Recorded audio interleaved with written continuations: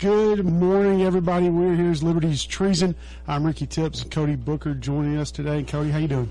Pretty good. How are you, Ricky? I'm all right. Let me get you where you're not blowing the speakers out there. Hey, I kind of yelled that. Sorry.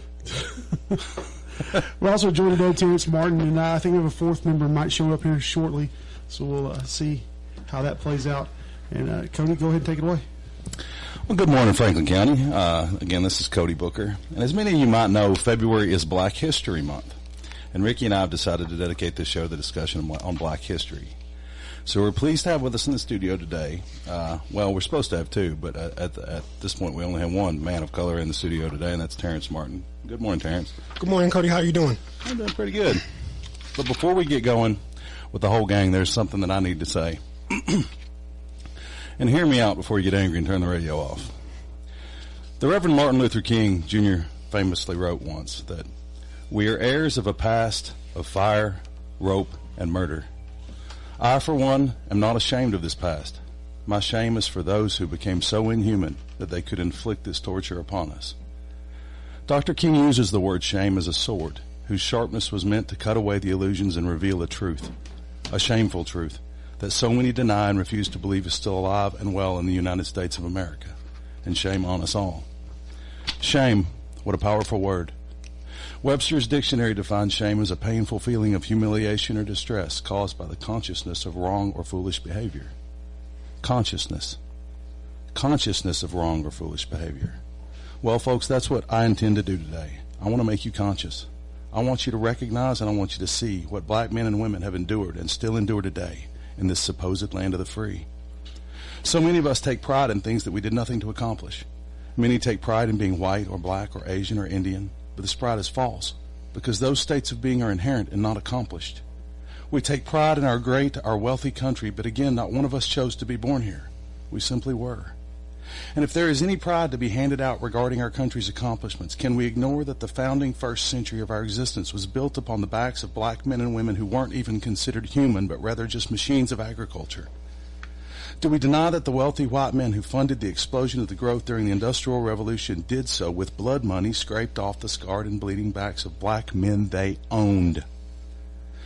And would still own, honestly, if machinery hadn't made slaves too expensive to maintain. Feel the shame yet? Are you conscious yet? Oh, but I can hear some of you already saying things like, but slavery ended after the Civil War. And if you believe that, then you are the reason black history is so very necessary to learn and understand. Slavery did not end after the Civil War, and it has not ended today. It has simply changed forms to make it more palpable for people who are ignorantly lie to themselves or evade the thought altogether.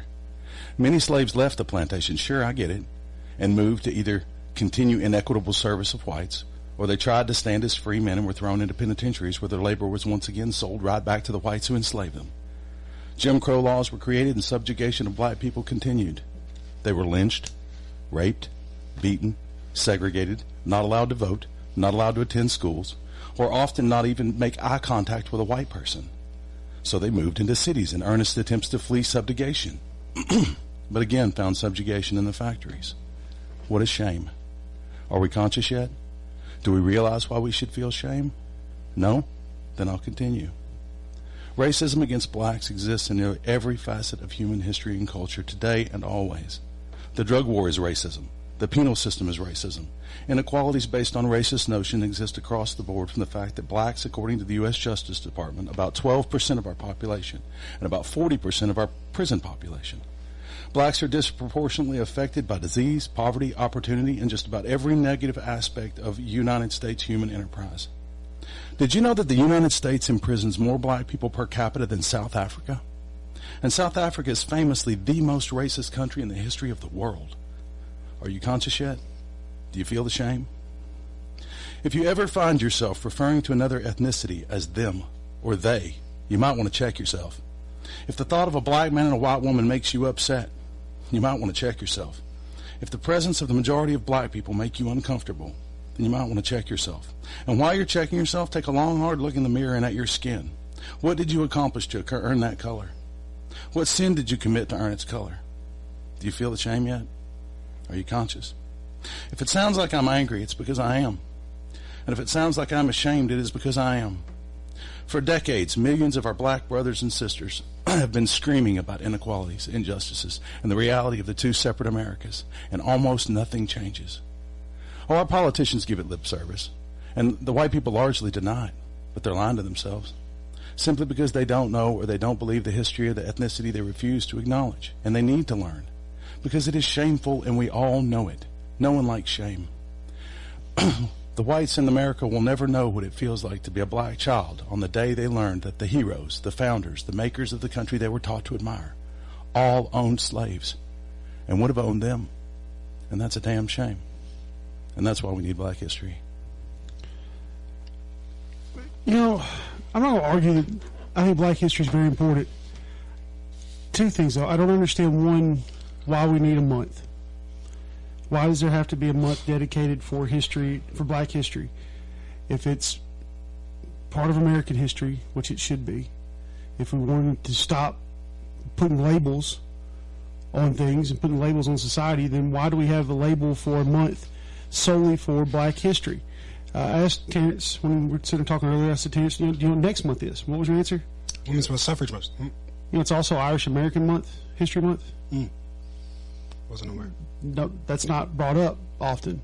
You know, there's a Asian Awareness Month. I want to say it's in March. I think I could be wrong on that. Maybe might be September. I'm not 100%. I was looking through real quick this morning. And there's a Native American History Month also, and that's it. You know, what about? There's several different groups of individuals that make this melting pot what it is. Why do we only focus on a Black History Month and not the others? Yeah. So that's a really good question. And Cody, I just want to thank you for such an eloquent soliloquy that you started the show off with today. But in regards to Ricky's question, why do we need a Black History Month? My instinctual rebuttal would be, why not, right? But just to kind of answer it even further, kind of in your answer yourself, or in your question yourself, that you're saying, well, it should be American history. And I would then question everyone at the table, or everyone who's in our part of our educational system, who is tasked with educating our youth and tasked with educating everyone, all the citizens of this country. Is it treated as it should be? Is it treated as such? Is it treated like it is American history, or is it treated as something that we kind of avoid and kind of hit here and there during a February or during a month? I totally agree with you. It shouldn't be just minimized or just focused on 1 month, because Black history is American history. And I do want to say, before we get into this conversation even further, we got to be mindful about comparing certain groups, right? Everyone has their own journey, all types of people in this country. But I think when you look at the American history and the history of America, the connections between the black population in America is very unique in a way that it is a part of American history. It's hard not to talk about the injustices, if you want to talk about that, or the past experiences that the black people have gone through in this country. So I think we should acknowledge that. We should highlight that, because I think that's one of our dark scars in this country. I think if we want to move forward, if we want to heal as an entire group, as one, I think we have to acknowledge it first, and then we can move forward. I really like that point, and the point of, I've heard, I'm white, so I'm privy to a lot of conversations you aren't, racist conversations and everything else in different settings in my life. And when I hear, they sag their pants, they dress a certain way, they use a certain words, well, that camaraderie was solidified by the subjugation that whites have foisted upon the black culture. Of course they want to separate from those who raped them and segregated them and wouldn't let them have jobs and wouldn't let them vote. Why wouldn't you want a different culture? Right. Yeah. I was just thinking about your question a little bit. So repeat just that one last part. I just said, why wouldn't blacks try to separate their culture from white culture, or white culture that subjugated them, that hurt them? Absolutely. I think in the culture, in the black culture, and I can't speak, I'm not here to speak for all of us, right? I think that mistakenly people assume that we are one monolithic voice, and we aren't. We are comprised of different entities, like different personalities and different, perspectives on various issues.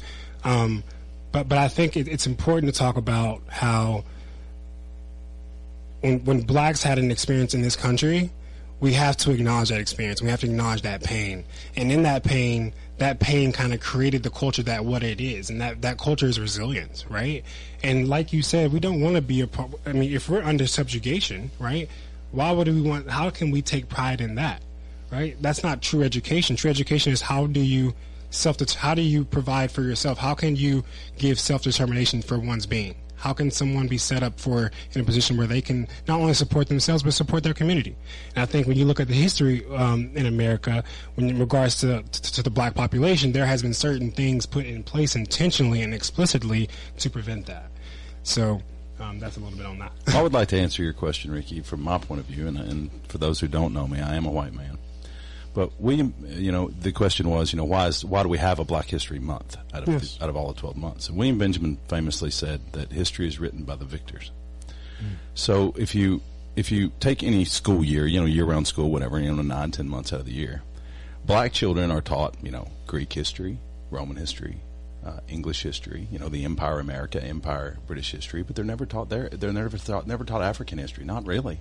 It's like I guarantee you we could do a poll of 90% of America and they will not be able to tell me who Leopold II was. But Leopold II, the old king of Belgium who really subjugated Africa, in Africa is known as their Hitler. In their history, he's Hitler, he's Stalin, he's Mao. But nobody knows that because it's not taught, it's not recognized where they came from, their history. So my answer is, for 11 months out of the rest of the year, they're taught white history, so why can't we have 1 month where we learn black history? I will say one thing. I read a study, interesting for me, I thought. 13 college campuses, they polled students there and asked if they could name 5 countries in Africa. And do you know what the most common named country out of the 5 countries that were named was? South Africa. What you got, Terrance? Uganda. Wakanda. Which is not even a real country. But that was the most common answer given. Let's be honest, at the rate that African countries change names, it might be in the future at some point. With so many hands in the pot, who can you tell? But that's, to get to your point, I mean, I understand that's part of the history. I think you and I discussed the other day if they actually taught some of the African history and the way the world was shaped because of their, the empires that were built in Africa. And still is. Yeah. Today we look at Africa like it's a jungle and like they're primitive beings because of the Congo and Rwanda and everybody's fighting and killing each other, but they're doing so for European and American empire white interests. That's why. There's not one gun factory in Africa. Not one. How are there so many guns? Not one bomb factory in Africa. How are there so many bombs? Because we make a killing selling them to them for their resources. We're raping Africa, paying them with guns, and watching them kill one another. But my point was there's empires from Africa throughout history that rival anything the Romans or Greeks put together. But that just brings me, on our education system, why isn't that being taught, right? I think that's all important information, and even even to the transatlantic slave trade and the connection between America, or the Americas, and Africa itself. Just studying that relationship, specifically in 1619 when they first brought the first 20 Africans over from Africa in Point Fort, Virginia. Sorry for that. So again, it's important to talk about history, but I'm going to be the guy at this table to always bring it back to the present, right? How do we take this history that we know? How do we take these books that we read every so often, depending on who you are? How can we take that information and apply it today? Well, so that actually brings me full point to what I was wanting to say. It's I guess, answer your question with a question here. For me, I won't be happy until we don't have Black History Month, until there's not a need for Black History Month. That's my goal. I don't want to see Irish History Month. I don't want to see, Asian History Month. I don't think you look at America. America is nothing but a group of melting pots. That I guarantee you look at DNA here across. If you took our three DNAs, there'd be a lot in common when you look at them, because America is not purebred. Like a lot of the European countries, we're mutts. We all sample from different societies and different cultures, and even if you do have more of a puristic, I guess, bloodline, you still appreciate and enjoy. I don't know a person in Franklin County that doesn't go eat Mexican dinner once a week. You enjoy different cultures, and until we don't have to celebrate a culture for a month to bring that education and that forward, I won't be happy. I think the history class in American history needs to teach American history. America is not, Anglo-Saxon America it's a melting pot. And until we're able to appreciate that and actually educate that would be my end goal. According to Ancestry.com, not one person they've ever tested in almost 1 billion tests has tested without African descent, which according to Jim Crow laws makes every one of us black. Just saying, until it's out there and it's not, a necessity, then I just don't see the point. For me, it almost, I don't want to say promotes the segregation as much as it, but it still shows that it's there. Yeah. Until we don't have to have that reason. Yeah. I think it's a good goal to have. I think if we are able to come to a point where we don't have to celebrate Black history by itself, because we are acknowledging the Black history throughout every 12 months of the year, I think that would suffice. However, until we get to that point, and I think there's a long hill to climb here when you talk about 50 different states and all these local districts in regards to their school system. That's a long clip. That's a very steep hill to climb in regards to actually teaching Black history as we should throughout all 12 months. So until then, what do we do? Is it realistic? What do you mean realistic? Is the goal a realistic goal? Is it something that's obtainable? Yes, we've made progress. Really? Sure. How long is it now? How long is it taking us? Now. How long has it taken us? It doesn't matter how long it takes. We're getting there. As long as the needle is moving in that direction, that's all we can do as humanity is keep moving the needle in that direction. Yep. And I mean, I get it. There has to be a means to the end, and there's going to be a lot of blood spilled yet. But I really believe that what needs to happen is the silent majority needs to stop being silent. When you hear a black joke, call it out. When you see racism, call it out. Be loud and proud about it. And eventually, people will stop. And then people, through black education, hopefully people can recognize that there aren't really any differences, that it's a human history. I don't even like the term race. He's a human, I'm a human. He's a different ethnicity, he's a different skin color, fine, but there's not much difference between me and Terrance at the end of the day. We need to stop using the term black. We need to start raising our kids to not even recognize it. When I point him out in a crowd, I shouldn't say the black man. I should say the man right there. The man in the green jacket. Not the black man or the white man. It's the use of those monikers that keep it going. I mean, just tell yourself, just say it over and over, black, black, black. Does that make you feel uncomfortable? Does the word itself stir some sort of emotion in you? If it does, that's the problem. A lot of people say that racism may have started when we started, or may have gotten a lot worse when we started using the term black instead of colored. The word itself has a negative moniker, negative tone. We just need to stop. So you're not even black. You're like brown. So let's talk about race a little bit and kind of what that means. I found myself in grad school in one of these courses, Dr. Phil beat a golf, and we were trying to study we were studying race itself, but also specifically police brutality and kind of the factor of race and behind that. And as we were studying that, and I wasn't able to take the entire course because of schedule conflicts, but the time that I was able to be there, we talked a little bit about race and the concept. And he explained when race was created, someone won. Race is a political term. When race was created, a side won. I want everyone to kind of just sit on that a little bit, because it kind of goes back to what Cody was saying. Why do we need a race? And did we create the race? I don't know if black people called themselves black to begin with. I think they were more tribal in nature, and they identify with who they grew up with and all that good stuff in their community. But the word black itself, in regards to categorizing an ethnographic group, I think that's an issue, and I think that was done intentionally. So I think we have to kind of explore that. Why was that done, and what was the result of that happening, and is that result occurring today? And I think, as Cody pointed out earlier in the show, when he introduced, his soliloquy and everything, I think he's shown across the board that still is present today. There are racial differences. When you do studies, there are, the race variable is significant. There are significant differences in healthcare. There are significant differences in employment, in education rates, education achievement. And that is not to, and one would ask, is that because of some inherent difference or inferiority? I think America has a history of pointing at that in explicit ways at times. But I think, as Cody said, if we have lunch together like me and Ricky do every now and then, he can see I'm no inferior than him. I'm no less than he is. We're both just human beings at the table enjoying a cup of coffee. All right, so to get your point there, education. of the three people on this table, you're the actual only one that has a college degree. Well, I'll take Cody. You've got now. You finished yours. You got a college degree. I didn't finish college. I attended college, went to pretty good schools. Never finished. That doesn't change if someone taught to us, someone looked at us in a vacuum, and you said one person has a degree, the other doesn't. Do you think more people would think it'd be me and not you because of our skin color?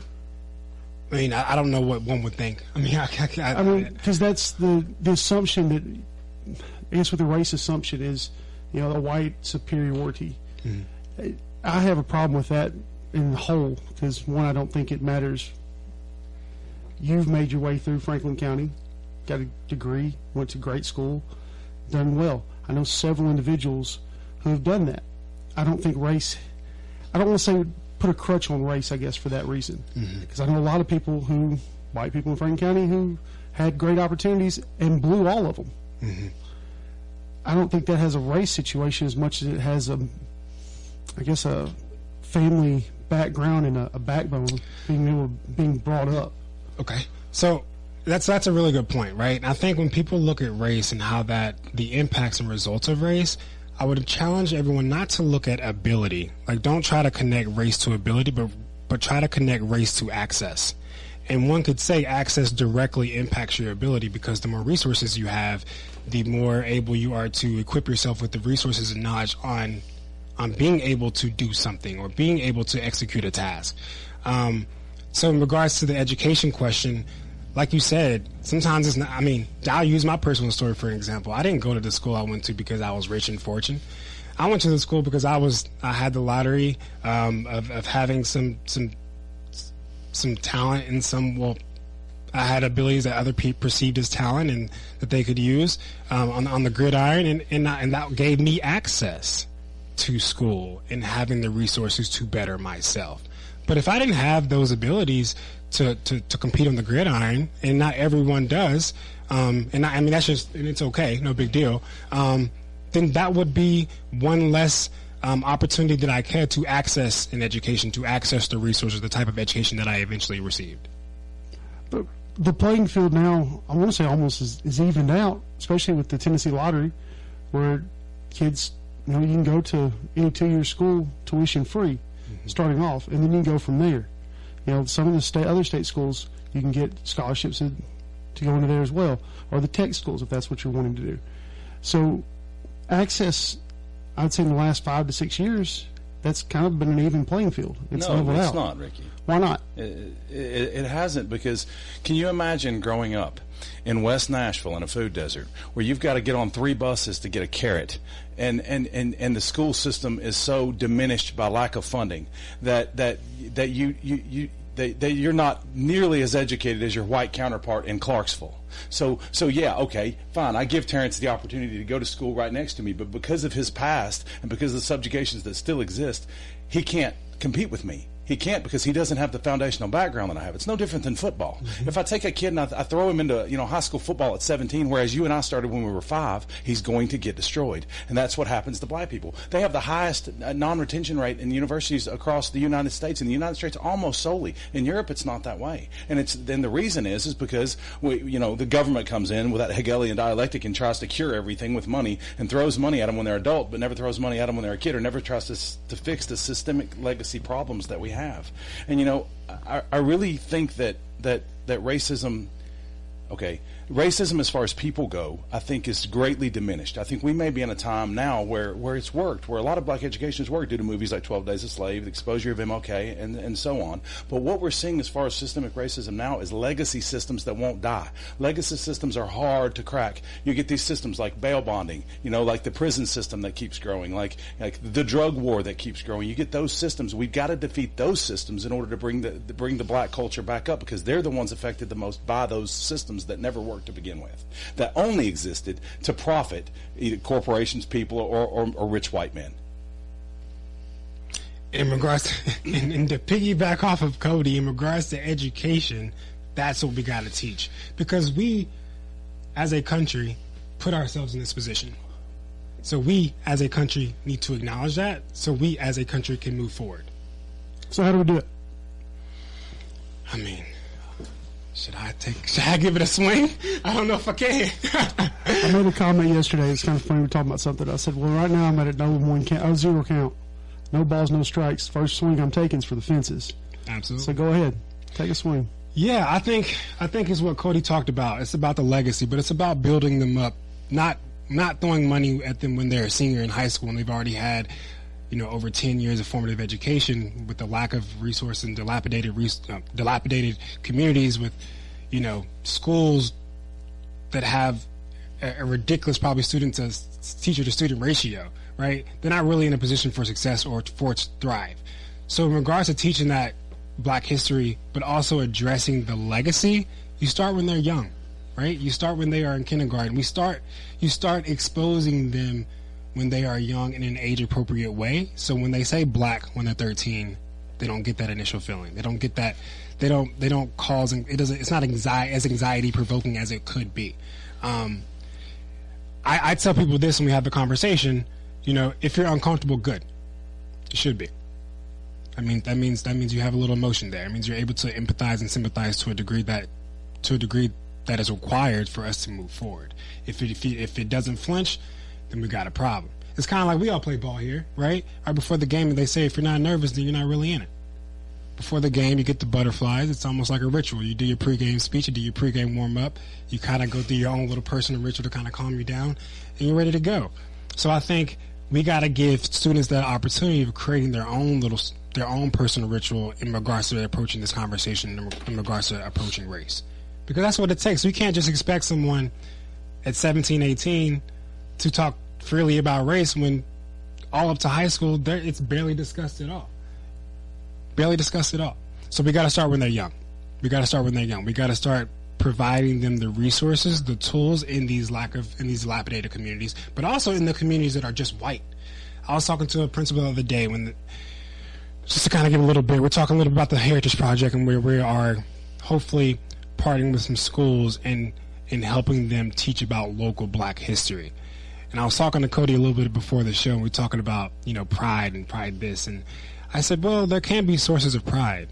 And I think it's important for students in Franklin County to understand that they don't have to look very far to draw from a source of pride in regards to resilience. Because if you look on South Shepherd Street, a building named Townsend School was there. It was built by the people of this community. It was built by the Black community. That was them putting priority on their education.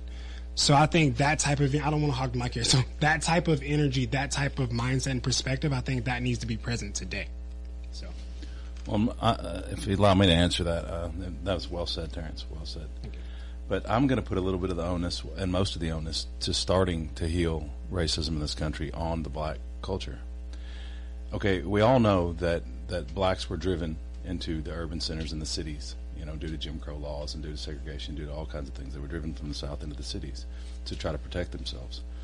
Well, when you're subjugated, especially as a race, you have to fight. And they've been fighting, and they've fought hard, and they've been loud and proud, and I get it, but the fight isn't over. So the fight that needs to continue is they need to come back out of the cities. The big cities don't need to be 60% Black. White kids in Nebraska don't need to be raised to not ever having even seen a Black person. I only had one Black person in Rock Creek Elementary School with me, and that was 1985-86. His name was Gene. One. That's the only one I knew until I got to middle school, and then it was only a handful. I didn't know anything about the Black culture, was never taught. All I was ever taught was from, I'll just put it politely, the racist systems that my family had endured and tried to foist upon me, but for some reason it never stuck. And but I would say the best start would be for Black people to start moving out of the urban centers back into the rural areas, at least a little bit, to give the majority, 80% white America, some exposure to Black culture. Yeah. My only response to that would be, what drove them out in the first place? If you look at the Great Migration, which occurred during 1915 to around 1960, in this era you had over 4 to 5 million Black people migrating to the west and to the north from that time period. I mean, what were they running from? He even said it himself, they were driven out of these communities. So because of lack of resources and also for a lack of fear, it was terror. I mean, lynching was rampant during that time. I think someone was lynched once every week at that time in the country.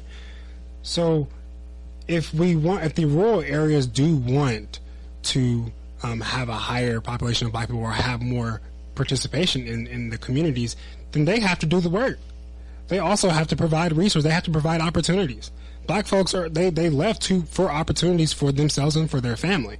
So they're not going to come back to rural areas just because to teach the white people. That's a heavy burden to have. That's an unfair responsibility. And I think it's going to take all of us. If you're in Nebraska and Omaha where there's no black folks there, and I'm pretty sure there is, but if you're in a small rural area in Nebraska and you're a teacher, it's 2021.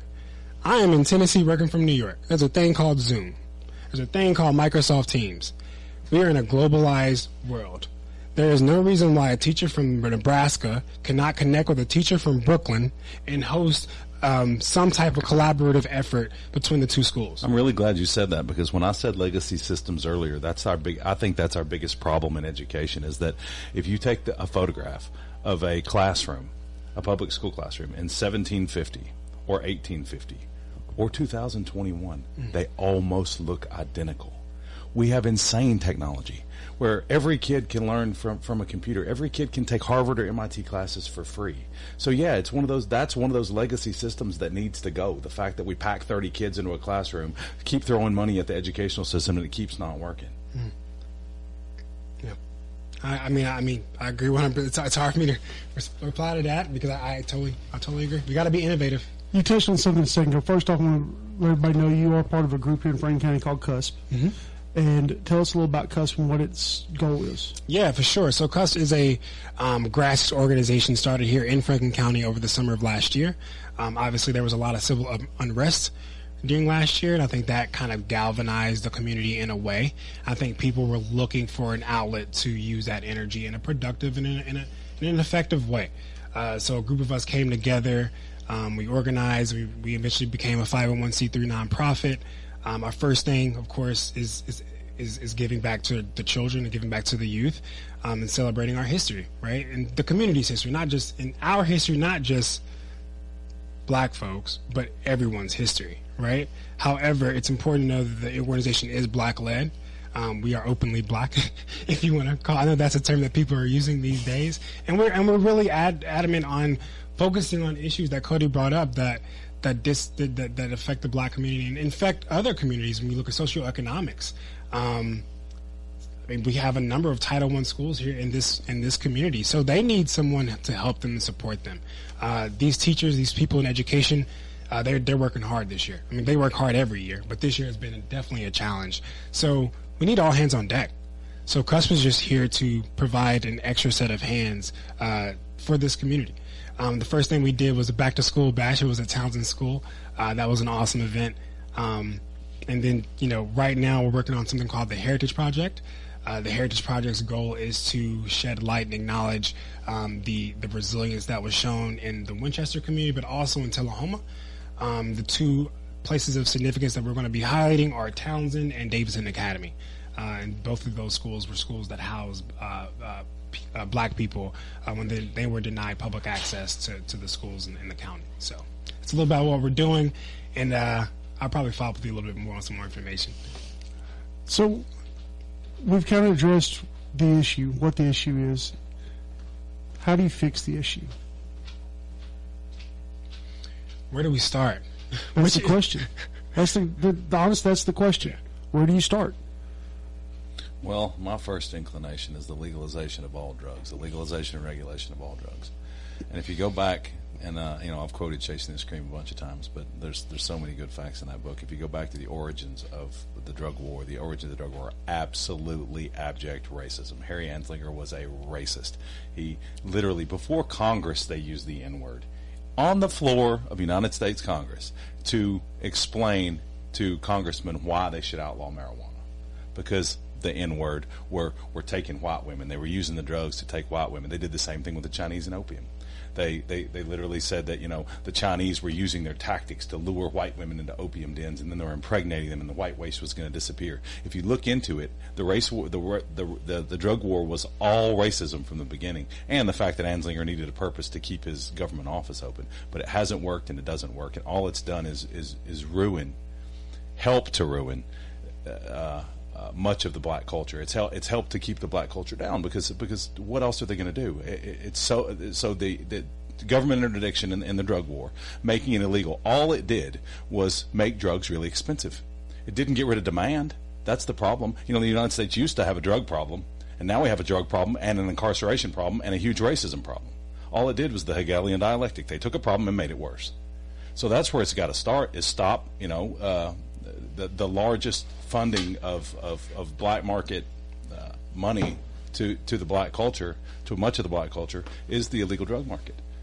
And then now here's another legacy system. They use that drug market. They use the war on drugs to bolster the prison industrial complex. Bigger, more jails, bigger jails. And this hasn't gone away. The fact that Sheriff Arpaio was a huge, the Trumpers loved that guy. That guy actually worked for Anslinger. He literally called his jail a concentration camp. And half the GOP cheers. These are human beings. Human beings that have a sickness have a problem. That we've already proven that the criminal justice system cannot fix. So what are we going to do? Where do we stop? 50% of our population is in jail. 60%. We've jailed the entire black population. Like I said before, 12% is all that black people make up in the entire United States, and they're 40 to 45% of the prison population. I think everybody looks for that silver bullet. I think you keep searching for that silver one bullet thing, but it's not like that. It's not even a Venn diagram. It's a flow chart of 15 different areas we have to focus on. And I think people really are. You've got the bail bonds project that are addressing the inequalities in the bail bonding. Mm-hmm. For instance, I'm a bail bondsman. I work for Florida Bail here in Franklin County. So many black people are jailed and left in jail, especially during this COVID thing, for so long, simply because they don't have the money for bail. Whereas, a white person that's connected or comes from a more affluent family, has the money for bail, the same charge they get out. While I've got black people in jail for traffic that don't have the money to get out. So I try to help them out, but that's just one of those systems. And inherently, okay, if you're a fisherman and you're going to go fishing, do you just go fishing at random, or if you got a honey hole, do you hit it? Well, that's what a lot of the police do too, because they know they can prey on the black culture, and they know they don't have the money for lawyers. They know that they're not connected to a judge to instantly get out. Whereas if they go to the white neighborhoods and try to arrest people for drugs, then they're just going to get stonewalled by the fact that the white kid has a lawyer, the white kid's connected. And that's why I think you look across the United States, and it's disproportionately most of the people in our prisons are black, and most of them are drug charges, nonviolent drug charges. I'm a firm believer. I don't even think if you have a nonviolent charge, I don't even think you should be in jail at all. I think we need to socially try to correct that a different way, because it doesn't work. Wow. Yeah. Cody, he's hitting a lot of nail on the heads there, and it's really about. I want to focus on just the Black History Month, because we really can get into that topic. I feel really strongly about that, and I do a lot of the reading in that. But it's about, well, how do we respond? It's like, where do we start? How do we respond? Right? How do we respond to addiction? Do we respond with criminality? Do we respond with incarceration, where someone isn't receiving a lot of services in the first place? Or do we respond with care? Do we respond with social workers? Do we respond? I look at the schools. I'm going into these schools, and I'm seeing police officers, but I see no social workers. And it's like that right there, that small example, you look at that in a vacuum, it kind of depicts how America is responding to certain issues. And I think if we do want to do better, we have to look at what we've been doing. We have to critically think, and then see how can we change a response to get a different result. Because right now we're just trying to use the same tool to get different results, and I think that's problematic. Well, if you look at the reason why the officers are in the schools, it wasn't for a law enforcement arm in the schools, more of a protection. I know, because I know the whole thing happened after Sandy Hook. Right. When Sandy took place, that's when the SRO program, got voted in very quickly in Franklin County to put an SRO in every school. 2 in the high school, I think, in Franklin County. In every school, others have 1. But it wasn't for a discipline or police presence in that aspect. It was more for a protection presence for the students. Yeah. I would just ask how many incidents have they been involved with the student body? That would just be my question to that. And how many, I guess you can't count how many mass shootings you can prevent. But I would just like to look at the safety measures, right? Like, what safety precautions is that SRO doing at that school to prevent any harm from happening? And what is their involvement in the disciplinary process at all levels, elementary, middle school, and high school? And you know, Ricky, the fact that SROs exist to be is one of those knee-jerk, ineffective reactions of government that doesn't really mean jack diddly squat. Because the fact is, while the school shootings are absolutely horrible, and let me preface that by saying the day that I was driving and I heard about Sandy Hook on the radio, I had to pull over and cry. It was horrible. But by percentage, there's just not that many of them. But by percentage, there are millions of kids who were abused at home or not able to eat, who would benefit. What I'm saying is benefit more from a social worker than an SRO. Yeah. You just have to look at it in perspective. And I mean, while the school shootings are horrible, there's more horror going on secretly that a social worker could help, I think, more than an SRO. I'm not saying that one's better than the other, in my opinion. I think, honestly, both need to be in the system. You know, Just give the social workers guns. you, How much time we got on the show? I'm a problem solver. That's what I do. Oh, man. Gotta love it. Gotta love it. you know, I feel that Back home down south, y'all. I love it. a sword is just as valuable as a You have a shield. gun? You want one? I got an extra. I appreciate it. You know, I say a sword is just as valuable as a shield when you get in a fight. And I think you need both. I do too. And we talked to Sheriff Fuller about that when we did Yeah. our BLM show. So to look at this and, you know, go back to my question. How do we fix it? Where do we start? What is your first step? I heard, you know, I know what you said. Education. Okay, so how do we do it? How do we get that changed? How do we make that prevalent? Well, since legislators run our government schools, I guess it's got to start with them, especially, you know, since, even education amongst our legislature isn't exactly stellar. Our own representative came on our radio show and called Edgar Evans repeatedly. I gave her a break on the first one, but after the third time, and the whole time she's arguing literally against black history and against black education, saying we need all American history. Well, we already get all that. Mm-hmm. So it's really got to start by educating our legislators. But the fact is that black people don't exist enough in our population to make a difference in their wallets or in their ballot boxes. And that's proven across the state. I mean, the only Democratic strongholds, which, you know, blacks notoriously vote black or vote Democrat, are the huge urban areas: Memphis, Nashville, Knoxville, sometimes Chattanooga. Yeah. So my question to your response would be is, how do we get them to care? Money. I'm giving you that answer. Right? Because if it's money, we know. I mean, Vote.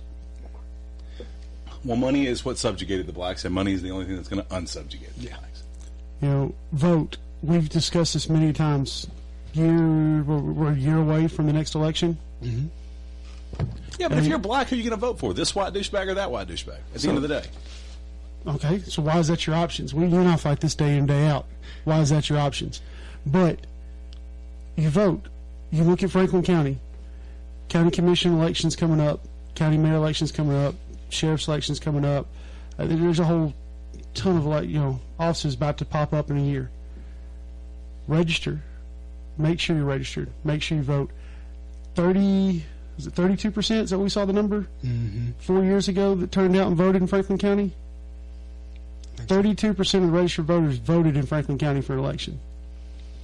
Turn out and vote. Deckard, one of the worst percentages. I won't say the mayor in Deckard won. There was only 500 total votes cast. That's a good project for you, Mr. Mathematician, is figure out if every black person in Franklin County that can legally vote did, what percentage would that be in contrast to how many people voted overall? So could they really make a difference? And I see where you're going with this. I mean, I watched one election year in Deckard where literally there were only 100 votes for like mayor, and I'm like, really, 51 votes would have flipped this? Wow. All you had to have is 50 people. Yeah. So the same thing. I mean, you may be right. So Vote. And where I always hope you were going is more black people need to run for office. Well, And they need to become legislators. had this conversation with Terrance once or twice also. It needs to happen. You need to have more people. You know, this Cody and I argue it day in and day out because we hate the duopoly with a passion. You know, I made a comment on our friend Cole's post over the weekend. You know, same wing, different wing of the same bird. When you have the Democrat and Republican Party, but you've got to look at, if you want to make a change, you have to vote. You have to put people in power who are willing to make a change. And that is, for me, that's been the biggest issue here in Franklin County, here anywhere I've ever lived, is you look at when voting numbers come out, barely 50% vote. This presidential election was the largest turnout ever voting in staggering numbers. That position has little power over Franklin County. What happens in that office barely affects us down here, trickles to us eventually. Your county commissioners, your school board members, your county mayor, your city mayors, your city aldermen, those positions directly affect everything that happens in your life on a daily basis. And we can hardly turn out 33% of the people who are registered to vote to come out and vote for those positions. That's what bothers me. And I will scream that from a rooftop every opportunity I get until I see a 72 to 76% turnout for a county commission election. But, Ricky, the problem isn't who's voting or how many are voting. It's who's running. I literally go to every time I vote, and there's not one person I would pick if I could pick who I wanted. Run. No, I don't need that kind of exposure. I'm just going to say, if your complaint is the quality of individual running, then shut your mouth. Well, I've considered and turn it, in but a ballot. the fact is it's a big waste of money that's not going to make any difference. And you and I both know why. I cannot run as a Republican. I cannot run as a Democrat. My party, the Libertarian Party, is not even recognized in Tennessee. That's why I said, and this is going down a rabbit hole, but in my opinion, what just happened to Trump was the best possible result. Because I hope he runs in 2024. Because if he does, he's going to shatter the GOP. And when he does, the GOP is going to split, and they're going to create another party, and it's going to be the conservative, whatever the hell they call it, I don't care. But they're going to have to open the third-party ballot access laws that they've locked down for 50 years illegally in order to get their party in. And when they do, guess what? Here's the Libertarians. There's a bunch of us. I'm just saying, the only way to fix the system is from inside a system. But it ain't voting. Who are you going to vote for? Who's he going to vote for that's going to be, that's himself. Gonna vote? No, so then you're not talking about voting. You're talking about running. I'm talking you have to have votes still. Because you said you're not going to be satisfied until 50, 60, 70% of people vote. Well, I'm not going to be satisfied until good candidates start running. I think they're both connected, right? Yeah, hand in hand. Yeah. You can't have one without the other. Why would you turn out, like you said, you don't like... Way to play the mediator, Terrance. I see both. You don't like the result because you don't like the players in the game. You're not going to watch the Super Bowl because you don't like either team. All right? Well, change it. Well, I'm kind of nihilistic as far as that goes. If I did win, state senator or representative, I'm pretty sure there's going to be a recall vote or something, because all I want is my 10 minutes on the floor to call them psychopaths, because I think they're all psychopaths. And I don't know that my sensibilities and my mentality can withstand being around psychopaths that often. I don't think I can. I think it would drive me crazy. I've tried. I was a lobbyist. Remember, I lobbied legislature for a long time. Just being around those people makes me sick. Just seeing the way they're pandered to and the sycophants that run around and say, "Sir, honorable sir, kiss my ass. You work for me. Give me some tea." Are you a servant or not? You claim to be a public servant. You claim to be a government servant. Are you? Well, then quit asking for all the accolades. Quit asking for all the respect. The word minister comes from the Greek that means the mind. It's the lesser of the congregation. That's what a politician should be too. The lesser of the people. The one that sees all the people. The one that reaches down to the bottom and picks up the lowest of the people and pulls them up to the top and doesn't just pander to the top, which is all they do. Literally, they wouldn't even talk to me until I walked up there in a Brooks Brothers suit and $500 shoes. Then all of a sudden, I moved to the front of the lobby line. Huh. Funny how that works. And of course, I get the same lip service crap that they all say. They tell me what I want to hear. David Alexander's a prime example. I stand against the gas tax, and turned around and voted for it. So what it comes down to is, how do we get access, right? Like, I think his story himself, like he wasn't able to get into the front line until he had a Brooks Brothers suit and $500 shoes. Fact of the matter is, most black folk can't afford that. Definitely here in these rural areas, we are working. Don't worry about it. It's an awful expensive way to get lied to anyway, Terrance. I'd rather save my money. I'm good. So, wrap it up. We're almost done with the show, but I want to go back full circle. Black History Month is what we were talking about. We started off with, and we did go on a little tangent, but that tangent completely relates to the subject. Mm-hmm. Black History Month, and I said it earlier, in my opinion, I'm not going to be happy until we don't have it. And not because I don't think it's an important subject or important topic. I think it needs to be taught hand in hand with everything else that relates to American history that's being taught now. But I don't want to have to say that we have to focus on a month because we're too scared to focus on it the rest of the time. And from my opinion, in all honesty, I think Black History Month's more of an appeasement than it is an actual educational, avenue. Mm-hmm. It's not something that Black History Month's been around. I don't know how long it's been around. It's been around for decades. I know it's for as long as I can remember. I know there's been one. Yep. I don't remember it ever changing what we learned in school. The only thing I remember it changing is the PSAs you hear on the radio and a couple of clips during primetime television from celebrities talking about the same Black history characters that we've been told about our entire lives. It wouldn't be a radio show, Ricky, if I didn't quote Shane Robbins, so I'm going to. Shane Robbins is the one who taught me that it's very difficult to enslave the first generation of a free people because they know freedom. But it makes it a little bit easier to subjugate their kids because they only know stories of freedom. And it makes it a lot easier to subjugate their grandkids because those stories got even further away. The same thing works in reverse. This is a generational problem, and I think we are making progress. Like you said, you can't remember there not being a Black History Month. I bet my dad can. I bet your dad can. But in the same respect, eventually our children will be taught that Black education is important. Our grandkids will be taught that Black education is important and that racism is wrong. And I think we are making progress. It's just slow, Ricky. Our lives are too short in the long stretch of human history. And I really think that we are making progress, and we will get to that point. And I know what you're saying. You want a point where it's so equitable that race isn't recognized anymore, and there's no necessity to have a Black History Month. It's all just a human month, and that starts with recognizing our brothers like Terrance as human beings, and we're all the human race. We're not black or white. I think we'll get there. And how we get there is, I think it's important we go on the radio. I think it's important that we talk about it. We kind of normalize it, because hopefully this conversation will inspire others in their own home to have their own conversation at their own dinner table. However, ultimately it's going to come down to the work. Playing the best of the 80s. That's what it's about. So if we really want to change it, if we really want to prioritize Black history to the point where we don't need to have it for a month, let's get to work. Let's get to work, because it's going to take... Teachers can't do it by themselves. We need all hands on deck. So I'll see you out there. All right. Thanks for tuning in. Another episode of Liberty is Treason. I'm Ricky Tipps, Terrance Martin here today, and Cody Bucher.